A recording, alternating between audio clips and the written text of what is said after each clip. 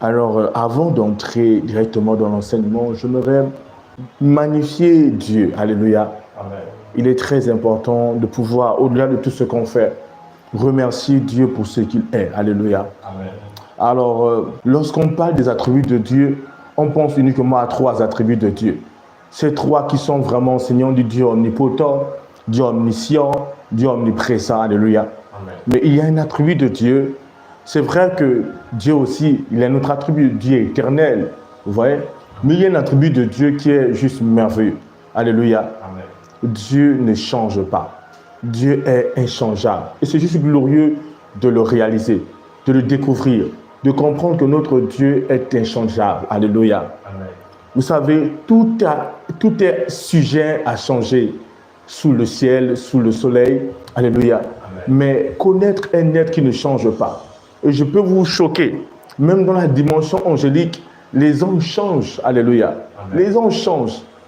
Parce que nous voyons que dans l'histoire du monde, de la création, nous avons 2 rébellions angéliques. La rébellion avec Satan et la rébellion des anges, les veilleurs. Et quand j'enseigne souvent sur le ministère angélique, je fais comprendre que l'éclat des anges n'est pas constant. L'éclat des anges, leur éclat n'est pas constant. Alléluia. Donc, même dans la dimension des anges, il y a une variation. Mais Dieu est le seul être qui ne varie pas. Dieu est le seul être qui ne change pas. Dans son caractère, dans sa puissance, dans sa personnalité, Dieu est constant. Et c'est très important de comprendre cette facette de Dieu. Parce que la foi, c'est ça. La foi, c'est aussi une dimension de la constance de Dieu. Amen. Vous voyez, Jésus est le même hier, aujourd'hui, éternellement. Parce que Dieu est constant, parce que Dieu ne change pas, parce que Dieu ne varie pas. Nous pouvons faire confiance en sa parole. Tout le monde me suit ici. Dieu ne peut pas dire une chose aujourd'hui et demain, quand on fait appel à Dieu sur ses propos, Dieu change. Non. Dieu est inchangeable. Alléluia. Et c'est une glorieuse dimension de Dieu. Je dis vraiment, c'est une glorieuse dimension de Dieu lorsqu'on réalise que notre Dieu est inchangeable. Tellement glorieux, alléluia. Amen. Et sur cette base, nous pouvons nous confier en sa parole. Et nous savons que sa parole est constante. Tout à propos de lui ne varie pas. Tout à propos de lui ne change pas. Il est constant. Les âges passent. Les années passent. Les générations passent. Créature après créature. On va oser dire création après création. Cet être-là, la divinité, le Dieu Tout-Puissant reste constant.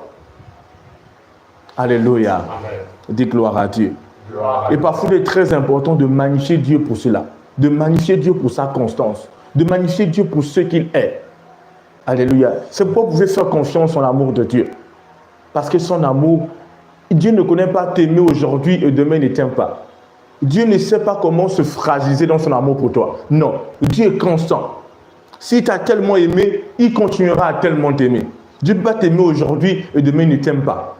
Vous voyez un peu, c'est juste redoutable parce que il est vrai que parfois, même dans les familles, dans toutes les différentes relations, aujourd'hui la personne va t'aimer et demain après, l'amour va comme s'affaiblir, vous voyez. Mais Dieu, s'il t'aime aujourd'hui, il t'aime demain de la même manière. Il t'aime après-demain de la même manière. Qui me suit ici? C'est juste glorieux. Dieu est juste glorieux. C'est étonnant de connaître un tel être qui est constant, qui ne varie pas. Non, il est omniscient, c'est beau. Il est omnipotent, c'est bon. Il est omniprésent, c'est bon. Mais Dieu est inchangeable. Qui me suit ici? C'est glorieux de comprendre que Dieu est inchangeable. Dieu est inchangeable. Et comme je dis souvent, Dieu magnifie en nous ce qui est de lui. Dieu apprécie en nous ce qui est de lui. Dans les relations, un père et une mère, leur amour entre les deux peuvent changer. L'homme peut aimer aujourd'hui sa femme, après ça change. Un frère peut aimer aujourd'hui son frère, après ça c'est de lui. Le seul moyen d'être constant dans l'amour, c'est de contempler celui qui est constant, celui qui ne varie pas. Quelqu'un me suit ici? Oui. Tout à propos des hommes varie. Il n'y a pas véritablement de constance, mais lui il est constant. On peut adorer cet être parce qu'il est constant. Ce n'est pas possible que la personne soit la même personne vis-à-vis des autres, vis-à-vis de son monde, de manière constante. Ce n'est pas possible. C'est vraiment pas possible. Sauf si la personne contemple Dieu. Alléluia. Et c'est une dimension de Dieu. Je voulais vraiment vous faire contempler ça pour pouvoir facilement adorer Dieu. Voir comment il est beau, voir comment il est magnifique. Il est celui qui émerveille les anges. Je ne sais pas si vous comprenez. Les anges sont émerveillés par ce que Dieu est. Les anges l'adorent, le contemplent. Regardez ces créatures qui disent à chaque fois Saint, Saint, Saint. Ils sont émerveillés par sa sainteté. Peut-être c'est des années qu'ils le contemplent, mais année après année. Et ils sont là dans l'éternité et ils continuent à dire ça. Oh, donc cet être-là n'est jamais devenu face à vous malsain. Il demeure saint éternellement. Oh, alléluia, dis gloire à Dieu. Alors, nous sommes dans notre enseignement sur « Soyez le Dieu de votre monde ». Allons-y ensemble dans Actes chapitre 1, verset 8. Il dit « Mais vous recevez une puissance, le Saint-Esprit survenant sur vous, et vous serez mes témoins à Jérusalem, dans toute la Judée, dans la Samarie et jusqu'aux extrémités de la terre. » Il dit « Mais vous serez quoi? Mes témoins. » Mais quand on monte au verset 8, il dit « Mais vous recevez une puissance. Le Saint-Esprit survenant sur vous. » Et je vous dis dans certaines versions, pour mieux expliciter la chose, on dit « Mais vous recevez une puissance quand le Saint-Esprit surviendra sur vous. » Alléluia. Amen. Parce que tout simplement, le Saint-Esprit n'est pas une puissance. Je l'ai si bien dit. Le Saint-Esprit a la puissance. Mais le Saint-Esprit n'est pas une simple puissance. Je fais comprendre que le Saint-Esprit est l'Esprit de Dieu. Et l'Esprit de Dieu, c'est Dieu lui-même. Alléluia. Amen. L'Esprit de frère Vital Bama, c'est frère Vital Bama lui-même. L'Esprit de parole victorieuse, c'est parole victorieuse. L'Esprit de Dieu, c'est Dieu lui-même. Amen. Amen. Alléluia. Alors, donc, le Saint-Esprit n'est pas un simple vent. Il n'est pas une simple puissance. Le Saint-Esprit, c'est Dieu. Alléluia. Et j'ai fait comprendre que lorsqu'on parle de la puissance que nous allons recevoir, c'est la puissance du Très-Haut. La puissance du Tout-Puissant. Parce que le Saint-Esprit, c'est le Tout-Puissant. Et quand le Tout-Puissant vient en vous, il vient avec sa toute-puissance. Tout le monde me suit ici? Oui. Le Saint-Esprit ne peut pas venir en vous et il met sa puissance à côté. C'est comme vous. Vous avez une énergie. Pourquoi vous arrivez à bouger votre main? C'est l'énergie, c'est la puissance. Le mouvement fait allusion à l'énergie. Tout le monde me suit ici? Oui. Le mouvement, c'est la dimension de l'énergie. Alléluia. Donc, ce qui vous permet d'être dans le mouvement, c'est l'énergie. Et quand vous êtes en mouvement, vous produisez de l'énergie. On ne peut pas vous distinguer, vous, de votre énergie. Vous devez le comprendre. Donc, de même, on ne peut pas vous séparer, vous, de votre force, de votre intelligence, de votre énergie. C'est la même chose avec le Saint-Esprit. Quand le Saint-Esprit vient en vous, qu'est-ce qui se passe? Il vient avec sa puissance, sa toute puissance. Et c'est pourquoi le Seigneur Jésus a dit, mais vous recevez une puissance. Quand le Saint-Esprit survenant sur vous, et vous savez quelque chose de très glorieux, la Bible laisse comprendre que celui qui s'attache avec Christ, celui qui s'attache au Seigneur est avec lui un seul esprit. Le Seigneur, la Bible dit aussi que le Seigneur c'est l'esprit. Tout le monde me suit ici. Donc le Saint-Esprit, c'est l'Esprit de Dieu. Le Saint-Esprit, c'est le Seigneur. Et celui qui s'attache au Seigneur est avec lui un seul esprit. Donc quand le Saint-Esprit vient en nous, vous voyez ce qui se passe? C'est ça. Nous devenons un. Un de manière confondue. Son intelligence, sa pensée devient notre pensée. Pas étonnant que la Bible déclare que nous avons reçu la pensée de Christ. Amen. Sa force devient notre force. Amen. Nous sommes un de manière confondue. C'est pourquoi certaines personnes, parfois, vous n'avez pas besoin de sentir le Saint-Esprit pour savoir qu'il est en vous. Amen. C'est pourquoi je vous ai toujours dit que dans la dimension de la foi, on n'opère pas avec la sensation, mais on opère avec la réalité de la parole de Dieu. On reconnaît juste la parole de Dieu. Tu n'as pas besoin de sentir le Saint-Esprit pour savoir qu'il est avec toi. Quelqu'un me suit, oui, tu n'as pas besoin. Il est là, il est un avec toi. Son énergie et ton énergie est là. Est-ce que tu peux te sentir toi-même? Qui peut se sentir? Amen. Tu ne peux pas te ressentir? Le Saint-Esprit n'est pas venu pour être à l'extérieur de toi. Il est venu pour être un avec toi. Celui qui s'attache au Seigneur est avec lui un seul esprit. Tu ne peux pas te ressentir toi-même. Tu es ce que tu es maintenant. Le Saint-Esprit est venu, vous êtes un maintenant. Tout le monde est ici? Amen. Voilà. C'est possible dans un certain aspect de découvrir la voix intérieure du Saint-Esprit. C'est possible. Mais j'espère que vous comprenez ce que je suis en train de dire dans cette dimension. Que nous sommes maintenant un seul esprit avec Dieu. Sa puissance est notre puissance. Et nous avons introduit l'aspect de dynamisme. Je vous ai dit que le mot puissance ici vient du mot grec dynamisme. Alléluia. Et le mot dynamis vient d'un mot très important en physique, dynamo. Alléluia. Oui, ça vient de dynamo. Alors, dynamis, je vous ai dit que dynamis signifie la capacité surnaturelle à opérer quoi? Les changements. Donc c'est ça la dynamis. Donc, le Seigneur nous a déjà dit que nous avons reçu quoi? Dynamis. Elle est maintenant en nous. Nous avons reçu cette capacité d'opérer les changements. En fait, le fait de savoir que tu as cette capacité doit te dire déjà qu'il n'y a pas un grand problème. Parce que dynamis n'est pas limité. Dynamis, c'est la puissance absolue. Dynamis, c'est la puissance du Très-Haut, la puissance de Dieu. Elle est maintenant en nous. C'est une puissance qui permet d'opérer tous les changements. Amen. Alléluia. Amen. Ok. Donc, peu importe la situation dans laquelle tu te trouves aujourd'hui, dynamis est plus grande que ta situation. Amen. Peu importe le défi de santé, défi de finances, peu importe la situation que tu traverses dans ta famille, dynamis est supérieur à ton défi.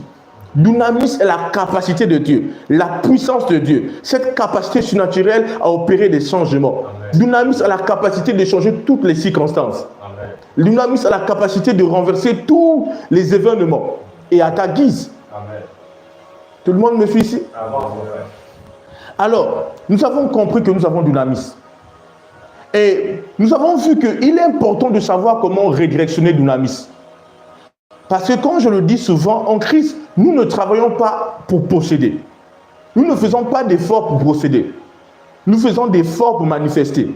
Parce que Dieu nous a bénis, nous a comblés à l'intérieur de notre esprit. Et Dieu nous appelle juste à manifester. Et je tiens encore à le redire. Peu importe ce que tu ressens, la gloire est en toi. Dynamis est en toi. Le Dieu Tout-Puissant en toi. Et tu as juste besoin de manifester. Et je le redis, peu importe ce que tu ressens. Parce que l'homme charnel opère avec les sensations.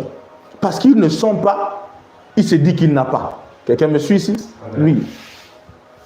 C'est pourquoi dans le même nom, lorsqu'on prie pour les malades, à quel moment, en tant que chrétien, lorsqu'on prie pour toi, si tu avais une situation, à quel moment tu reconnais que tu es guéri ou que la situation a changé? Ce n'est pas parce que tu vois le renversement de situation. C'est parce que tu sais que c'est fait. Quelqu'un me suit ici? Amen. Oui. Alléluia. Est-ce que c'est clair? Donc dans le monde spirituel, on n'opère pas trop avec ce qu'on voit. On opère avec ce qu'on sait. Ce que vous allez voir que j'ai l'habitude de dire lorsque on donne un verdict à la médecine, je dis c'est une illusion. Et je tiens à éclairer cet aspect. Pourquoi c'est une illusion? La foi n'est pas le fait d'essayer. Je ne sais pas si vous comprenez. La foi n'est pas le fait d'essayer. La foi est une ferme assurance. Donc quand il y a la foi, peu importe ce que tu vois, ce que tu vois n'est pas la réalité. Si vous devez le comprendre, il y a cette notre sœur qui a donné un témoignage. Vous voyez, elle est allée à l'hôpital et l'hôpital a donné un verdict. Elle souffrait d'une hernie et qu'il y avait quelque chose à l'intérieur d'elle qui était déchiré, qui était ouvert. Comme elle est de la médecine, c'était vraiment grave. Vous comprenez ce que je suis en train de dire? Et là, j'ai prié pour la dame. Un bon bout de temps après, elle a dit, elle m'a raconté l'affaire de l'hôpital là. Qui me suit ici? Elle a cru en Dieu. C'est extraordinaire. Elle a cru en Dieu. Et après, parce qu'elle travaille à l'hôpital, le médecin a dit, je crois, le médecin où elle travaille a dit, non, il faut venir, tu vas refaire les examens. Elle a dit, non, je n'ai pas envie de le faire. Elle a dit, non, viens refaire. Parce qu'elle, elle croit en Jésus. Amen. Et quand elle a refait les examens, alléluia. Amen. Il est choqué. La hernie n'existe pas. Elle a disparu, la hernie. Et la chose qui était ouverte est fermée. Tout le monde me suit ici. Et la soeur est venue témoigner. J'ai dit, écoutez, quand on dit c'est une illusion, c'est pas juste le fait de lutter. C'est pas ce qu'on... La foi ne sait pas d'opérer dans les... Non. La foi est une ferme assurance. Quand je prie pour elle, je sais que si je prie pour elle, c'est fini. Pourvu qu'elle s'aligne aussi avec cette compréhension. Parce que quand le diable donne une illusion, si tu crois en l'illusion, elle peut demeurer. Quelqu'un me suit ici? Parce que quand l'homme de Dieu dit c'est une illusion, ne crois pas encore qu'elle est là. Cette soeur-là a juste cru, hein? Elle a besoin de se faire opérer. Elle est venue, elle a cru, elle travaille à l'hôpital. Elle a cru à Jésus. Et là, on dit la hernie a disparu. Ce qui était ouvert en elle est fermé. Qui me suit ici? Comment notre Dieu est puissant? Oh, gloire. Je vous dis, ne faites pas confiance au verdict de la médecine. C'est une très très grande illusion. Une très très grande illusion. Si cette sœur avait livré son corps dans les opérations, imaginez-vous. Et c'est une hernie intérieure. C'est juste au niveau à l'intérieur d'elle. Je ne sais pas si vous vous rendez compte de ça. Si elle s'était livrée à la médecine. Si elle s'était livrée. En fait, c'est très important de pouvoir éclairer sur la dimension de la santé divine, de la guérison divine. C'est très important. Par exemple, je vous dis une chose. Si je sens une douleur ici, je déclare. Quand je déclare la chose, je crois au pouvoir de mes paroles. Et je crois en la capacité de mes paroles. Ça, si vous comprenez. Amen. Parce que certaines personnes déclarent des choses, mais ne croient pas au pouvoir de leurs paroles. Et c'est ça la grande illusion. Moi, quand je parle, je crois au pouvoir de mes paroles. Si une personne parle, mais ne croit pas au pouvoir de leurs paroles. Ils ne croient pas en la capacité de leurs paroles. Mais moi, quand je parle, je crois au dynamisme, la puissance qui œuvre dans les paroles.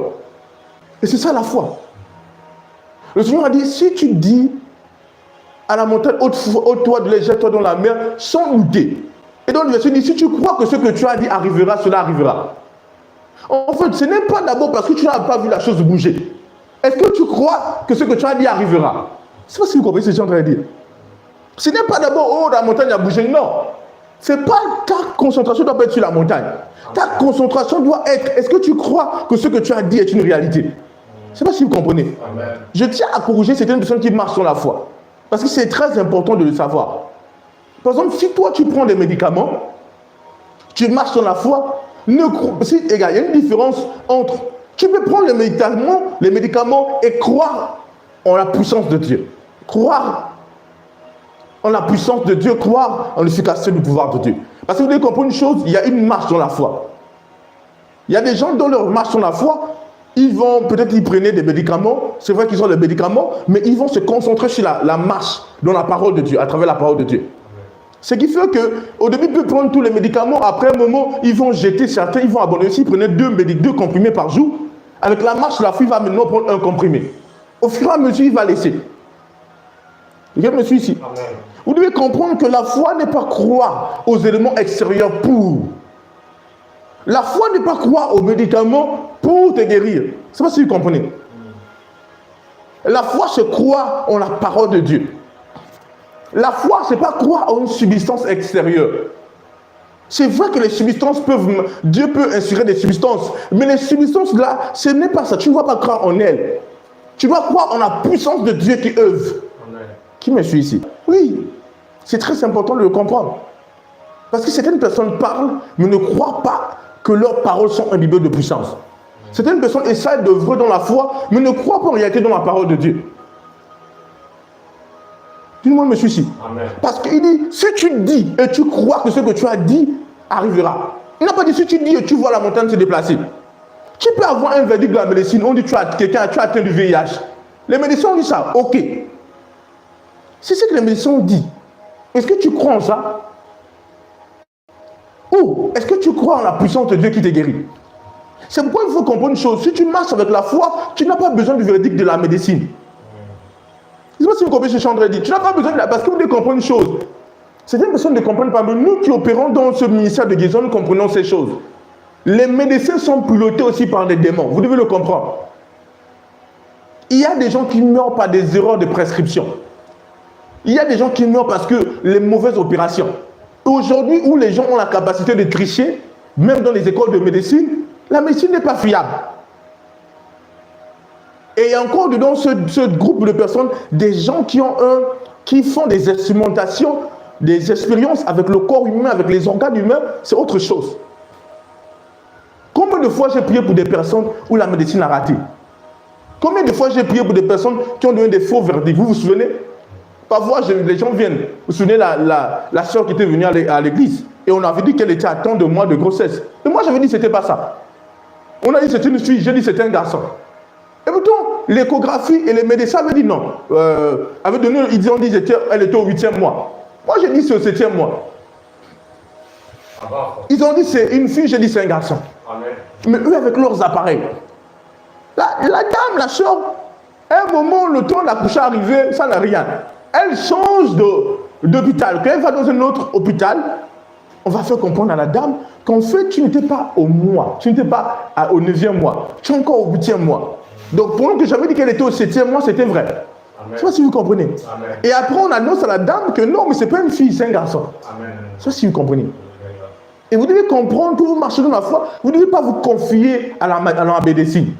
Parce que la foi, ce n'est pas la confiance en la médecine. La foi, c'est la confiance en la parole de Dieu. Vous devez comprendre, vous qui écoutez le message. Ce n'est pas la confiance en la médecine. C'est la confiance en la parole de Dieu. Le médecin peut te dire que tu as le VIH. Tu dis, moi, je sais que je n'ai pas le VIH. Amen. Et même si tu fais 10 examens, on trouve le VIH. Tu dis, je n'ai pas. Ah. Tu crois en ce que tu dis. Il dit, si tu dis à la montagne, ôte-toi de là, et si tu crois en ce que tu dis, tu verras cela s'accomplir. Tu ne crois pas, tu ne dis pas que il faut que ça devienne pour que je puisse croire. Non, c'est plus la foi. La foi n'a pas besoin de voir le changement de situation pour croire. La foi, c'est elle qui fait passer la situation à un autre niveau. Alléluia. Gloire à Dieu. Vous voyez, c'est elle. Donc ne vous y trompez pas. C'est pourquoi je n'ai pas besoin que le médecin dise, oh non, tu as atteint de ça. Je dis, ça a changé. Oui, la médecine dit non, c'est pas bon. Mais non, surtout quand c'est pour une personne que je prie, et là déjà, ça fait appel à ta foi aussi. Si le prophète te dit que maintenant, ça c'est qui est guéri, le médecin te dit, tu n'es pas guéri, et toi tu crois en ça.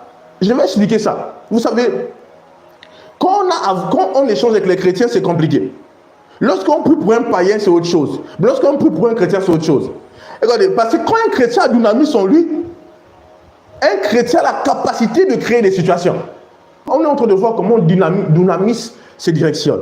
Amen. Dunamis se connecter et se directionner en fonction de notre intérieur. Et c'est ce qu'on va voir. Souvenez-vous, nous avons lu la dernière fois la femme à la perte de sang. La Bible dit qu'elle s'est dit en elle-même que si elle peut toucher seulement le bord de la robe de Jésus, elle sera guérie. La Bible nous laisse comprendre que la dame a ressassé son aile. Elle a contemplé l'image de la guérison suite à son toucher de la robe de Jésus, le pont de sa robe. Donc, ce qu'elle avait alimenté, ce qu'elle avait contemplé en elle-même, elle avait quelque chose de clair que Dunamis pouvait alimenter. Ok, je vais vous montrer quelque chose. Regardez comment Dieu va créer l'homme. Comment Dieu va créer l'homme. Je vous montre un aspect de Dunamis, la puissance qu'il y en a. La Bible dit que Dieu va dire faisons à notre image et sur notre ressemblance. Il va dire créons l'homme à notre image sur notre ressemblance. Après, Dieu va former la boue. Je ne sais pas si vous comprenez. Donc c'est la boue que Dieu forme, la terre, la poussière, il forme la boue. Donc c'est vraiment la boue. Ça n'a pas de vie. Et Dieu, qu'est-ce qu'il va faire? Il va relâcher quelque chose. Amen. Et lorsqu'il relâche, qu'est-ce qui se passe? La boue va changer. Amen. Si c'est une statue comme ça, imaginez-vous la boue est juste comme ça, il souffle et qui même monsieur, si la poussière commence à quitter, ça devient l'être vivant. Amen. On va voir des mains, on va voir, il va commencer à changer. Et pourtant, à la base, c'est de la boue. Mais la boue là, en contact avec la dunamis, la puissance créatrice, lorsqu'elle rentre en contact, elle va donner de la vie au corps. Et quelqu'un me suit ici? Dunamis peut faire bouger une image. Ah, c'est quelqu'un me suit ici. Je vous ai dit la dernière fois que c'est Dunamis qui a donné la vie au bâton de Moïse. Et le bâton de Moïse est devenu le serpent. Quelqu'un me suit ici? Si Dunamis peut donner la vie à une photo, Dunamis, c'est ce qui était transporté dans les mouchoirs de qui? De Paul. Mais vous avez vu que durant le dernier fleuve de guérison, je suis venu, je vous ai dit quoi? Je vous avais averti que je devais libérer, je devais utiliser les mouchoirs. Amen. Comme Paul l'a fait. Vous vous souvenez? Oui. Qu'est-ce que j'ai fait? J'ai prié pour les mouchoirs. Je vous assure, pendant que j'ai prié pour le mouchoir, à un moment, j'ai senti la puissance couler dans les mouchoirs. Amen. Et l'ange de Dieu s'est directionné vers, je ne sais pas si vous comprenez, et la puissance coulait. Et vous avez vu ce qui s'est passé? Oui. Qu'est-ce qui s'est passé quand on a déposé les mouchoirs? Il y a quelqu'un qui a fait la béquille, n'est-ce pas? Oui. Est-ce que j'ai prié pour lui? Non. Il a laissé la béquille parce qu'il est en train de protéger le mouchoir. J'ai amené le mouchoir, j'étais assis comme ça et j'ai partagé, Prophétesse Sati partageait le mouchoir, n'est-ce pas? Amen. Et juste comme ça, le gars comme ça, vous avez vu, c'est pas lui le seul. Les gens ont été guéris avec le mouchoir. Amen. Mais qu'est-ce que j'ai libéré dans ces mouchoirs? Ah, qui me suit ici? J'ai converti Dunamis en puissance guérissante. En puissance guérissante. Amen. Donc le mouchoir était déjà, avait une énergie guérissante. Qui me suit ici?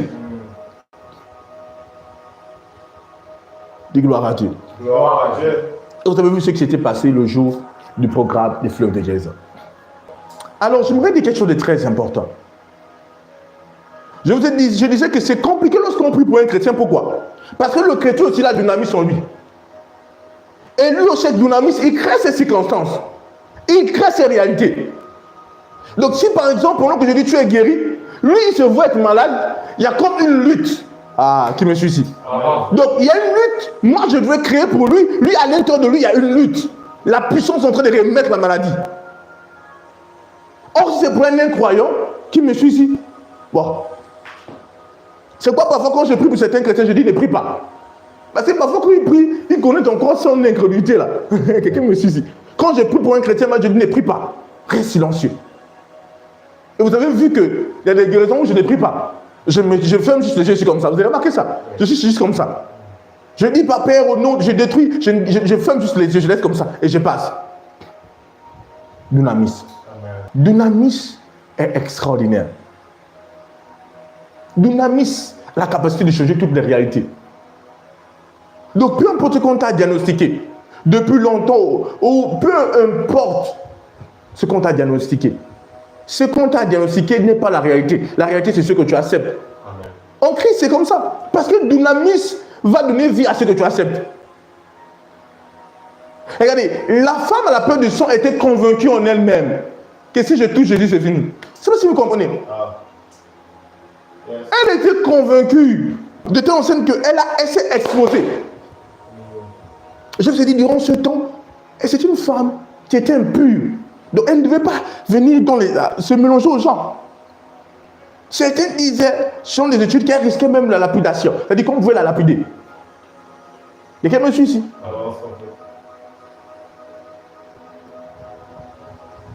Mais elle était convaincue que si je touche ce gars, c'est fini.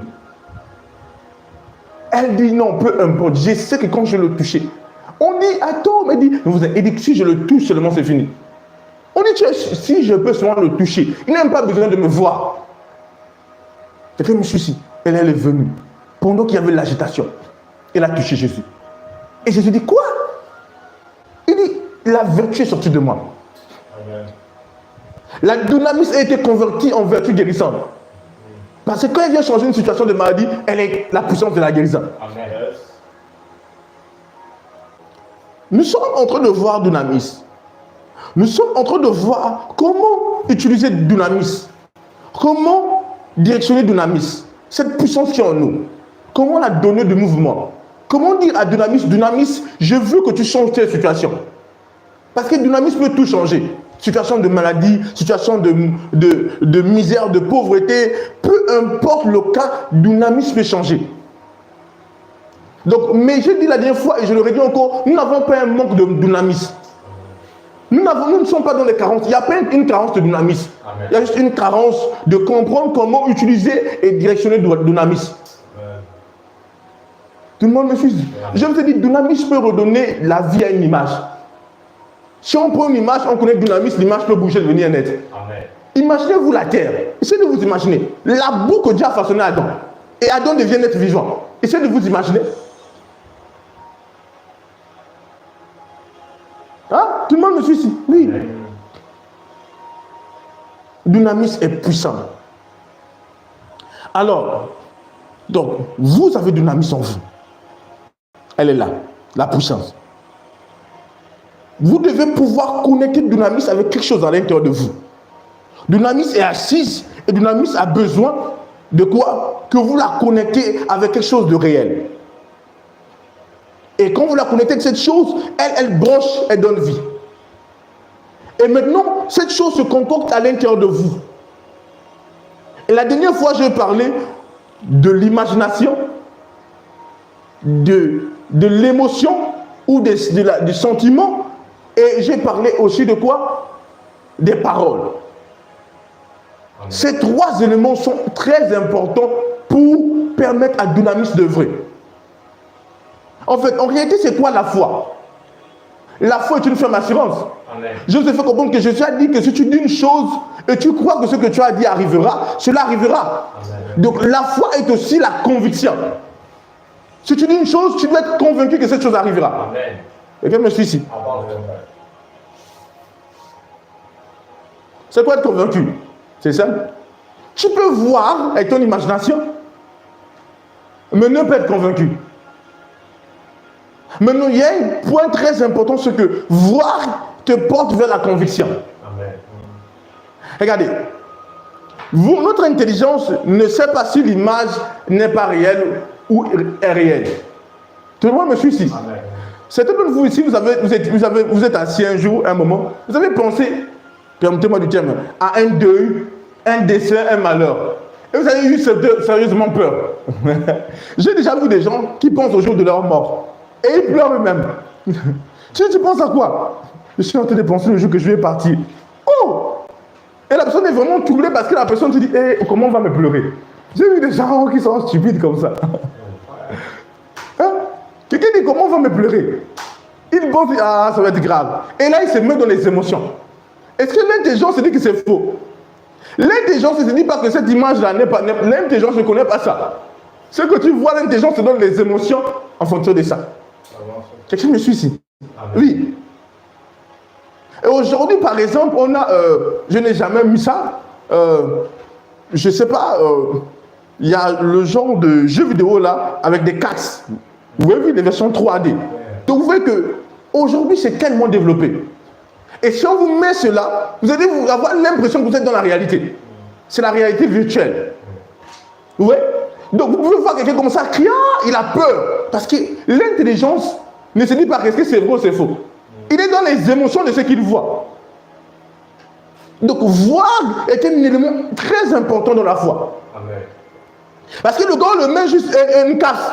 Et puis il a l'impression qu'il est en train d'aller dans un train et puis voir des monstres. Il crie sérieusement. Et parfois on enlève à certains. Quelqu'un me suit ici? Amen. Parce que l'intelligence, ce qu'il voit, ne se dit pas que c'est réel ou c'est irréel.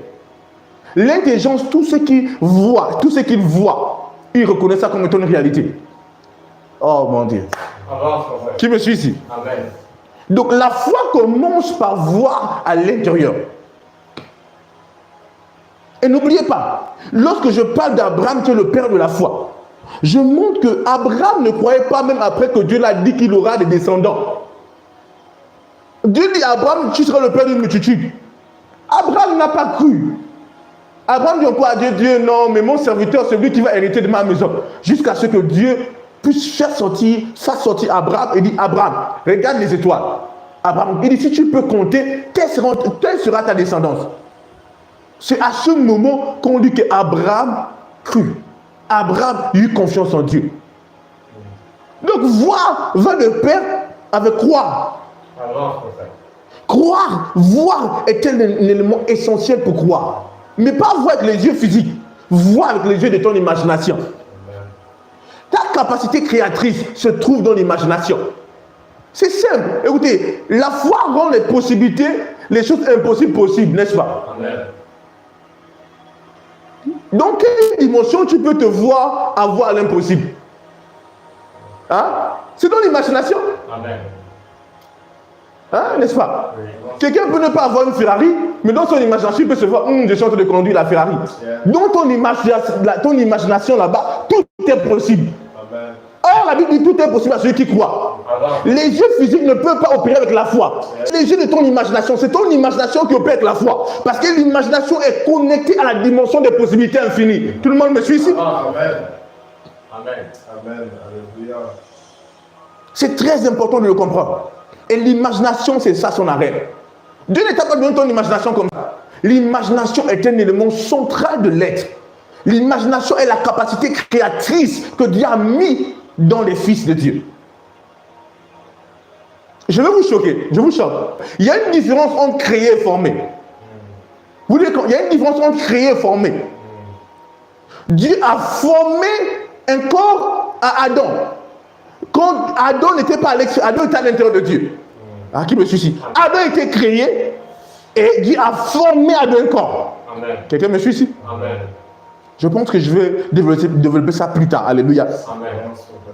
Vous devez comprendre que Dieu a éduqué Adam comme étant un Dieu. C'est pourquoi Jésus a dit, vous êtes des dieux, mais vous mourrez comme des hommes. Parce que la parole l'avait déjà été annoncée comme ça.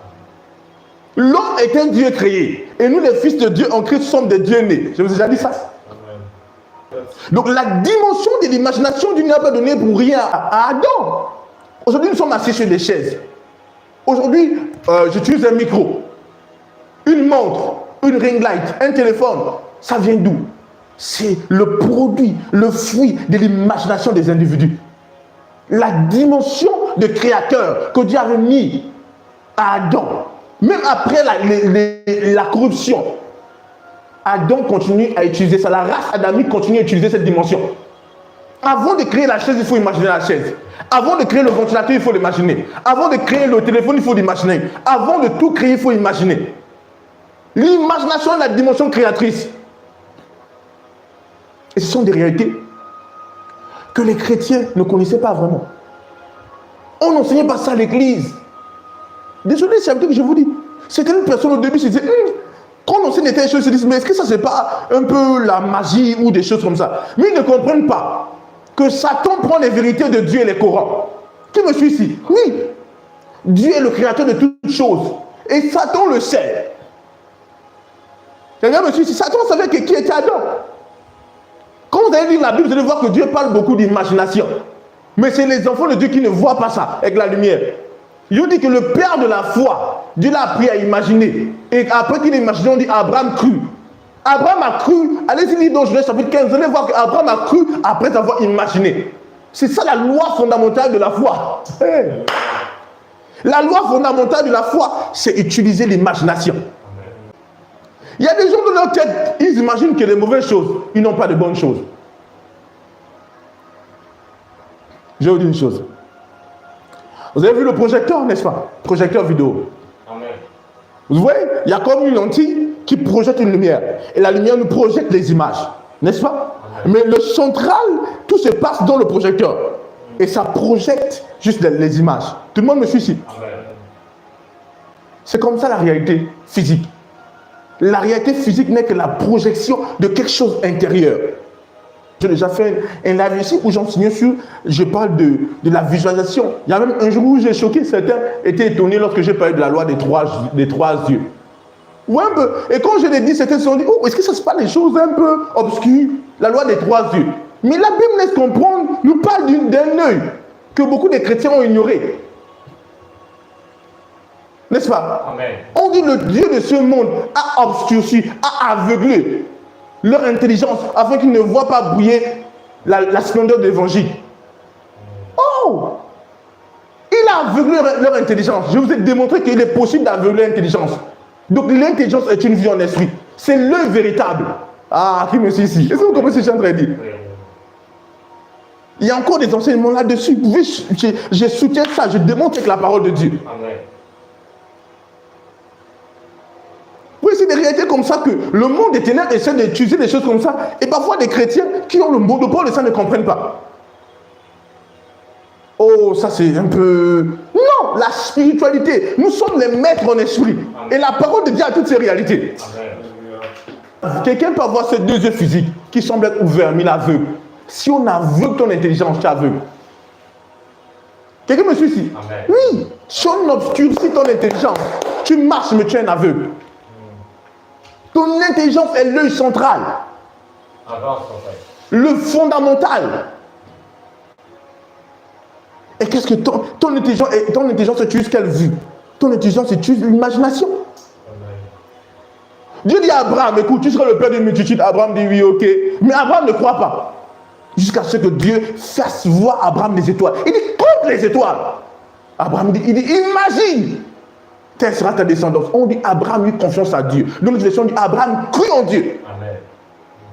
Donc bien avant, Abraham doutait. Yes. La dunamis est la puissance là. Elle est disponible. Elle a besoin de quelque chose de clair pour la rendre vivante. Tant que la chose n'est pas claire, dunamis ne la rendra pas vivante. Dunamis a besoin que tu fasses le principe que Abraham, que Jacob a utilisé, le principe que la femme à la perte de sang a utilisé. Elle s'est dit en elle-même, elle s'est vue être guérie après que Jésus elle ait touché le pan de la robe de Jésus. Dites-vous bien que Jésus a vu la puissance est sentie. La puissance est venue donner vie à ce que la femme à la perte de sang avait créé. Quelqu'un me suit ici? Amen. Donc avant qu'on dynamise, tout se passe à l'intérieur de toi. Tout se passe. Et pourquoi Dieu dit sur le Dieu de créer votre réalité? Tu dois créer une réalité à l'intérieur de toi. Et dynamis va donner la vie à cette réalité. Je prends un exemple. Si tu vois par exemple que dans ta maison il y a le manque, dynamis viendra. Connectez au manque qui est ici. En fait, tu as le pouvoir de créer des choses. Dieu t'a dit, tiens la puissance créatrice. Fais de cette puissance ce que tu veux. C'est pourquoi vous voyez que je dis, en fait, Dieu ne lève plus. J'essaie de faire comprendre ça. Il est possible de demander une chose, de prier à Dieu. Mais comme Dieu nous a déjà donné l'élément essentiel pour opérer des changements, en réalité, Dieu ne ose plus comment. Quelqu'un me suit ici? Parce qu'il nous a déjà donné ce qu'il faut pour créer des changements. Il nous a déjà donné des choses qu'il faut pour créer des circonstances.